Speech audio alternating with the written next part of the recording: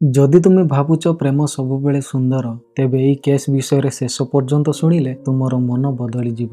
ଏହା ହେଉଛି ଗ୍ୱାଲିୟରର 33 ବର୍ଷୀୟା ନନ୍ଦିନୀ, ଯିଏ ପୋଷାକ ଚେଞ୍ଜ କରିବା ପରି ବୟଫ୍ରେଣ୍ଡ ଚେଞ୍ଜ କରନ୍ତି। ବିବାହିତ ହେବା ସତ୍ତ୍ୱେ ଏହି ମହିଳା ତାଙ୍କ ସ୍ୱାମୀ ଅରବିନ୍ଦ ପରିୟାରଙ୍କୁ ଛାଡ଼ି 6 ମାସ ଧରି ଅଙ୍କୁଶଙ୍କ ସହିତ ରହୁଥିଲେ। କେବଳ ଏତିକି ନୁହେଁ, ସେ ଅସ୍ତ୍ରଶସ୍ତ୍ର ମଧ୍ୟ ରଖିଥିଲେ ଏବଂ ତାଙ୍କ ସ୍ୱାମୀଙ୍କୁ ଧମକ ଦେଇଥିଲେ କି ଜମି ସବୁ ମୋ ନାଁରେ କରିଦିଅ, ନଚେତ୍ ପରିଣାମ ଭୟଙ୍କର ହେବ।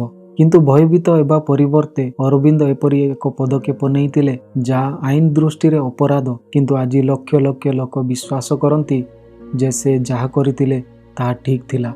ତେଣୁ ଆସନ୍ତୁ ଆମେ ତୁମକୁ ସମ୍ପୂର୍ଣ୍ଣ କାହାଣୀ କହିବା। ଯଦି ତୁମେ ଚ୍ୟାନେଲରେ ନୂଆ, ଦୟାକରି ଚ୍ୟାନେଲକୁ ସବସ୍କ୍ରାଇବ୍ କରନ୍ତୁ ଏବଂ ଭିଡ଼ିଓଟିକୁ ଲାଇକ୍ କରନ୍ତୁ। ମଧ୍ୟପ୍ରଦେଶର ଗ୍ୱାଲିୟରର ବାସିନ୍ଦା ନନ୍ଦିନୀ 2016 ମସିହାରେ ପବନ ନାମକ ଜଣେ ବ୍ୟକ୍ତିଙ୍କ ପ୍ରେମରେ ପଡ଼ିଥିଲେ। ସେମାନଙ୍କ ପ୍ରେମ ଏତେ ଗଭୀର ଥିଲା ଯେ ସେମାନେ ଏକାଠି ବଞ୍ଚିବା ଏବଂ ମରିବା ପାଇଁ ପ୍ରତିଜ୍ଞା କରିଥିଲେ। କିନ୍ତୁ ଭାଗ୍ୟରେ ଆଉ କିଛି ଲେଖା ଥିଲା। ମାତ୍ର ଗୋଟିଏ ବର୍ଷ ପରେ 2017 ମସିହାରେ ପବନଙ୍କୁ ଗୁଳି କରି ହତ୍ୟା କରାଯାଇଥିଲା। ତଦନ୍ତରୁ ଜଣାପଡ଼ିଲା ଯେ ନନ୍ଦିନୀ ଏହି ଅପରାଧର ଷଡ଼ଯନ୍ତ୍ର କରିଥିଲେ। ପୋଲିସ ନନ୍ଦିନୀଙ୍କୁ ଗିରଫ କରି ଜେଲ୍ ପଠାଇଥିଲା। କିନ୍ତୁ ଆପଣ ଜାଣନ୍ତି, ଆଇନ କେତେବେଳେ ଏତେ ଅନ୍ଧ ହୋଇପାରେ ଯେ ଆପଣ କଳ୍ପନା ମଧ୍ୟ କରିପାରିବେ ନାହିଁ। 4.5 ବର୍ଷ ଜେଲରେ ରହିବା ପରେ ନନ୍ଦିନୀ 2022 ମସିହାରେ ଜେଲରୁ ବାହାରି ଆସିଲେ। ସେ ଜେଲରୁ ଆସିବା ପରେ ରାମକିଶନ ନାମକ ଜଣେ ଯୁବକ ତାଙ୍କ ଜୀବନରେ ପ୍ରବେଶ କରିଥିଲେ। ପରିବାରର ସମ୍ମତିରେ ସେମାନେ ବିବାହ କରିଥିଲେ ଏବଂ ଗୋଟିଏ ବର୍ଷ ମଧ୍ୟରେ ତାଙ୍କର ଏକ ପୁତ୍ର ସନ୍ତାନ ଜନ୍ମ ହୋଇଥିଲା। କିନ୍ତୁ କିଛି ଦିନ ପରେ ପରିବାରରେ ଅଶାନ୍ତି ସୃଷ୍ଟି ହୋଇଥିଲା, କାରଣ ରାମକିଶନ ନନ୍ଦିନୀଙ୍କ ଆଚରଣକୁ ପସନ୍ଦ କରୁନଥିଲେ। ସବୁବେଳେ ଗାଳି କରିବା ଏବଂ ରାତ୍ରିରେ ସବୁବେଳେ ଘରକୁ ଲେଟ୍ରେ ଆସିବା, ଘରରୁ ବାହାରକୁ ମନ ଇଚ୍ଛା ଯିବା, ଏସବୁ ରାମକିଶନକୁ ପସନ୍ଦ ନଥିଲା। ଏହା ଉଭୟଙ୍କ ମଧ୍ୟରେ ସବୁବେଳେ ଯୁକ୍ତିତର୍କ ସୃଷ୍ଟି କରିଥିଲା। ଡିସେମ୍ବର 2023 ନନ୍ଦିନୀ ତାଙ୍କ ପୁଅ ଏବଂ ସ୍ୱାମୀଙ୍କୁ ଛାଡ଼ି ତାଙ୍କ ମାତୃଗୃହକୁ ଚାଲିଗଲେ। ତାଙ୍କ ବାପା ମା ନନ୍ଦିନୀର ଆଚରଣରେ ପୂର୍ବରୁ ବିରକ୍ତ ଥିଲେ। ପ୍ରଥମେ ହତ୍ୟା ମାମଲା, ତାପରେ ତାଙ୍କ ସ୍ୱାମୀ ଏବଂ ପିଲାକୁ ପରିତ୍ୟାଗ କରିବା, ଏସବୁ ସେମାନଙ୍କୁ ଅସନ୍ତୁଷ୍ଟ କରିଥିଲା। ଯେତେବେଳେ ତାଙ୍କ ବାପା ମା ତାଙ୍କୁ ଗାଳି ଦେଇଥିଲେ, ନନ୍ଦିନୀ ଘର ଛାଡ଼ି ଗ୍ୱାଲିୟରକୁ ଚାଲିଗଲେ। ଗ୍ୱାଲିୟରରେ ସେ ଏକ ବିୟୁଟି ପାର୍ଲର ଚଳାଇବା ଆରମ୍ଭ କଲେ। ଏହି ସମୟ ମଧ୍ୟରେ ନନ୍ଦିନୀଙ୍କ ଜୀବନରେ ନୂଆ ନୂଆ ଲୋକ ଆସିଲେ ଏବଂ ତାଙ୍କର ଅରବିନ୍ଦ ନାମକ ଜଣେ ଯୁବକ ସହିତ ଭେଟ ହେଲା। ଅରବିନ୍ଦ ଜଣେ ବହୁତ ଭଦ୍ର ଏବଂ ସରଳ ବ୍ୟକ୍ତି ଥିଲେ। ଯେତେବେଳେ ସେ ବଜାରକୁ ଯାଉଥିଲେ, ନନ୍ଦିନୀ ପ୍ରାୟତଃ ତାଙ୍କ ଆଡ଼କୁ ଇଙ୍ଗିତ କରୁଥିଲେ।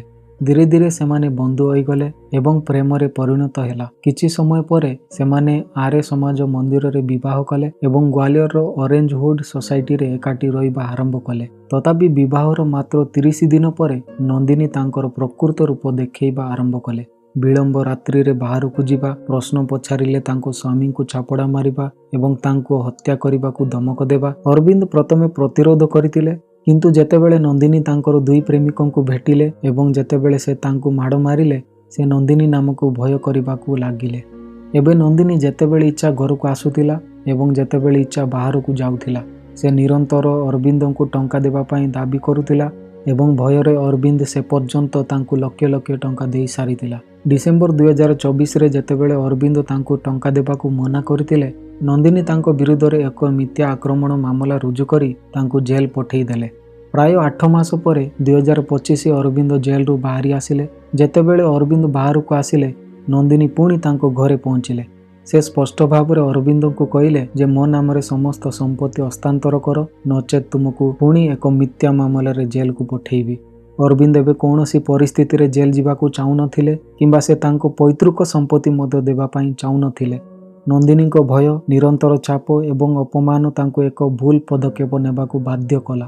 8 ସେପ୍ଟେମ୍ବର 2025 ସେ ରିଭଲଭର ଭଳି ଏକ ଅସ୍ତ୍ର କିଣିଲେ, କାରଣ ସେ ମନ ସ୍ଥିର କରିସାରିଥିଲେ ଯେ ନନ୍ଦିନୀଙ୍କୁ ରାସ୍ତାରୁ ହଟାଇବା ହେଉଛି ଶେଷ ବିକଳ୍ପ।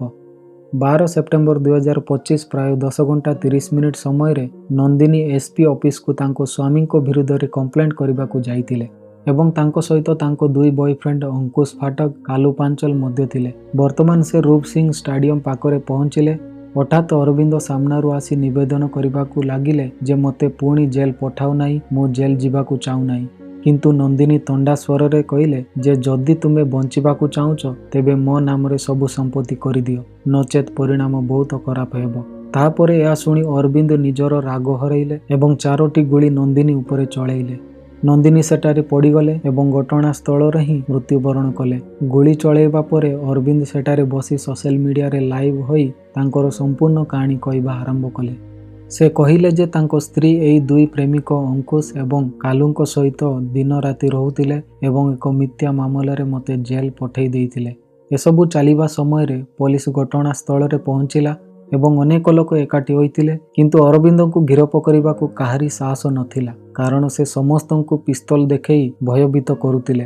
ପ୍ରାରମ୍ଭରେ ପୋଲିସ ଅଧିକାରୀମାନେ ଲୁହ ବୋମା ପଠାଇଥିଲେ ଏବଂ ପରେ ପଥର ଫିଙ୍ଗିବା ଆରମ୍ଭ କରିଥିଲେ, କିନ୍ତୁ ଯେତେବେଳେ ଅରବିନ୍ଦ ପିସ୍ତଲ ତଳକୁ ରଖିଲେ ଏବଂ ମୁଣ୍ଡ ତଳକୁ କରିଦେଲେ, ତାଙ୍କୁ ଗିରଫ କରି ଥାନାକୁ ନିଆଯାଇଥିଲା। ଅରବିନ୍ଦ ବର୍ତ୍ତମାନ ପୋଲିସ କଷ୍ଟଡିରେ ଅଛନ୍ତି। ଏହି ମାମଲାକୁ ସମାଜକୁ ଦୁଇ ଭାଗରେ ବିଭକ୍ତ କରିଛି। କିଛି ଲୋକ କହୁଛନ୍ତି ଯେ ଅରବିନ୍ଦ ଯାହା କରିଥିଲେ ତାହା ଠିକ୍ ଥିଲା, ଆଉ କିଛି ଲୋକ ଏହାକୁ ଭୁଲ ବୋଲି କହୁଛନ୍ତି। ଆପଣଙ୍କ ଦୃଷ୍ଟିକୋଣ ଆମ ପାଇଁ ଗୁରୁତ୍ୱପୂର୍ଣ୍ଣ। ଆପଣ କ'ଣ ଭାବନ୍ତି ଏହି ମାମଲାରେ? ଆପଣଙ୍କର ମତାମତ କ'ଣ? ଦୟାକରି କମେଣ୍ଟରେ ଆପଣଙ୍କର ମତାମତ ଦିଅନ୍ତୁ। ଶେଷ ପର୍ଯ୍ୟନ୍ତ ଆମ ସହିତ ରହିଥିବାରୁ ହୃଦୟର ସହିତ ଧନ୍ୟବାଦ। ଆମେ ଏକ ନୂତନ ଭିଡ଼ିଓ ସହିତ ପୁଣି ଥରେ ଦେଖା କରିବୁ। ସେ ପର୍ଯ୍ୟନ୍ତ ସତର୍କ ରୁହନ୍ତୁ ଏବଂ ସୁରକ୍ଷିତ ରୁହନ୍ତୁ।